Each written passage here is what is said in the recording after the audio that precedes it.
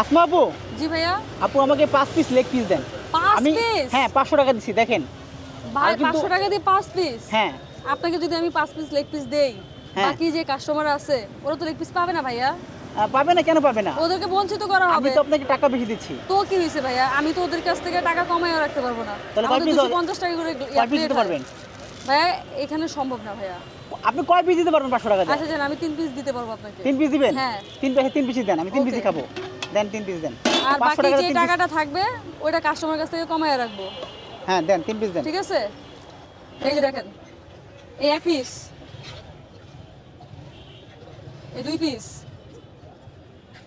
এই 3 পিস, এই একটা রসুন দিলাম আর দিলাম এই ঝোল দেন হ্যাঁ, ভাইয়া। আপু আমি হচ্ছে লেগ পিস ছাড়া খাই না, আর লেগ পিস আমার খুবই পছন্দ।